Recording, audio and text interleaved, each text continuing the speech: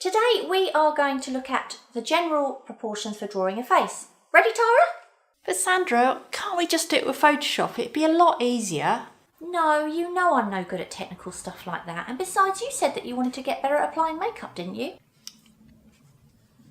Okay, so we're going to start with a basic oval shape to represent the head. So there's your basic oval. Find the centre point, which is around that point there. Divide it like that.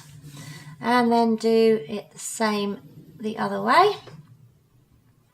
Now this line here is where the eyes sit, and so many people make the mistake of drawing the eyes too high up, and I think what happens is they get distracted by the hairline. So you've got to forget about the hairline completely. This is the absolute top of the head, and that's the bottom of the chin. The eyes do sit halfway down the head.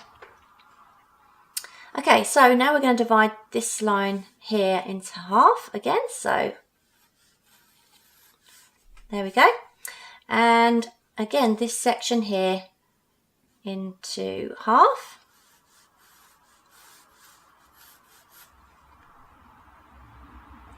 So this line here is going to be where the base of the nose sits. Now we're going to divide this line here into half. And this is basically where the centre of the lips meet. Right, so when you're looking at a face front on, nobody's face bulges out like this.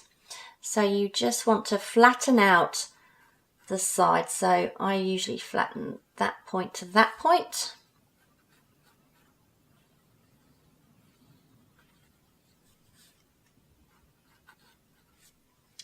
So they're your basic starting points.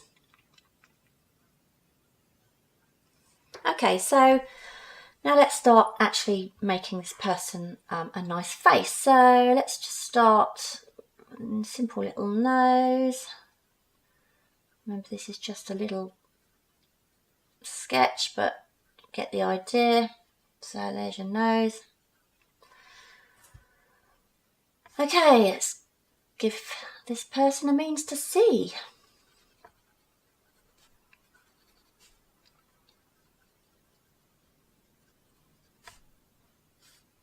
So one eye.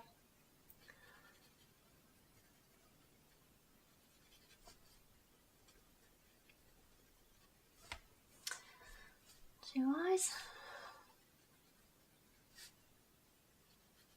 Now the distance between the two eyes is usually around the same width as one of the eyes themselves. And one mistake people often make as well is they make the eyes too big. The eyes are generally not any bigger than the tip of the nose. Okay, so here is where the lips meet, and we want to establish where the outer corners are, and they tend to line up with the inner corner of the eyes. So there's the inner corner. So we've kind of got those corners of the mouth in. So let's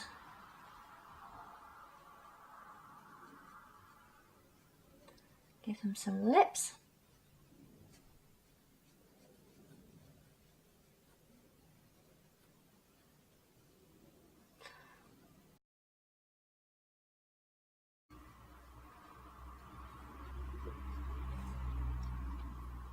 Okay, so the brows will tend to be halfway between this measurement here, so around there. And then what happens is obviously the top of the nose will follow that brow bone. It's about there. So let's give this person some eyebrows.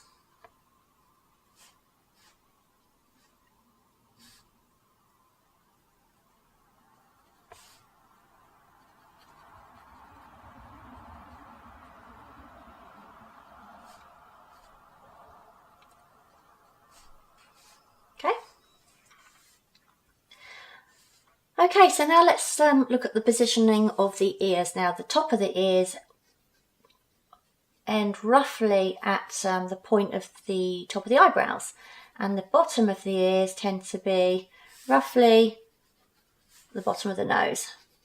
Okay, so that's one ear. Same again this side.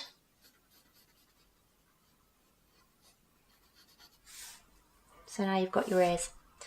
Okay, so this is just quite an egg shape at the moment, and that's not what a human head really looks like. We need to think about the shape of the skull underneath.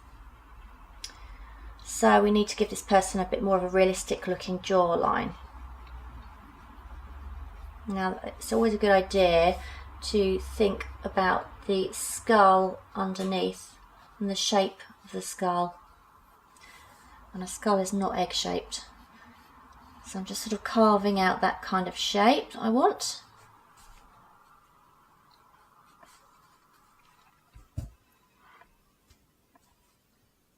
So there you have it. That is the basic measurements of the face. It's a starting point. And obviously you can then, you know, start developing it with tone and whatever, however you want to. The hairline is very, very individual depending on the person, but generally speaking, I would divide this line in half here, and that is where your hairline would be. I will just say actually another common mistake that people make when they are drawing faces is drawing the neck way, way too thin. Something like that, and that is definitely not correct. So a neck tends to actually come in more like that, so it's a lot wider than you might imagine. Okay, so hopefully that sort of helped. They're really, really simple to remember, and as I say, every individual is completely different, so this is just a guideline, but it's a starting point. Sandra, that looks absolutely nothing like me. Don't forget to subscribe. Meanwhile, you can check out the creative challenges we have coming up at www.kickinthecreatives.com. Back soon!